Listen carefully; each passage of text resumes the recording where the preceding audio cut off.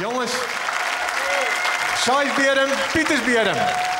Morgen barst de strijd om de gouden klokjes en de replica van de file van de Freule wel los in Wommels. Nevens een protomeesje is die dag nog mooier als de PC. Om de jongens volleundiger en maar meer emotie keert ze als de senioren.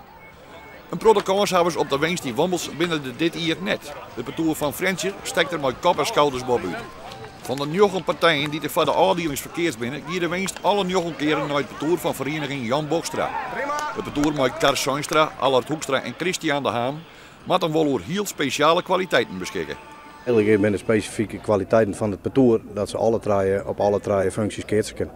En dat maakt het dus heel sterk. Het is makkelijk om te wisselen.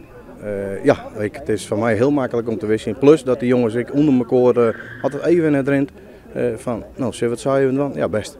En dat kan bij u ik. Als nou een heleboel orenpartouren zit en dan wordt net één te min moet doen. Maar die ben vaak één als twee die elkaar loeken moeten. Hebben altijd een treddermaat erbij die dan nagenoeg wat minder is. En dat hebben wij net. Verliezen hier het parcours van Frensiet de Freule al winnen kennen. Maar toch een flater van de skiertjochter misten zij door de finale. Bij winstverliezen hier ze nou net mooi van mochten. En dat hier de concurrentie goed uitkomt. Als je dan mij Verliezen wel winnen mocht, dan hier we een fantastische Freule krijgen. Want ja, alles wat eronder bungelt, ja, maar respect, hè, dat zit al je zat bij elkaar. Iedereen kan in principe wel van iedereen winnen. Als Frensiet de zenuwen in bedwang heeft, dan zou ik net weten wie ze verslaan moet. Maar op voorhand is niet het wis. Want het publiek kan een beslissende factor zijn. Het publiek schaat hem altijd achter de outsider, de underdog. Ja, dus Frensiet is waarschuwd, maar in mijn eigen kan het hars net steken.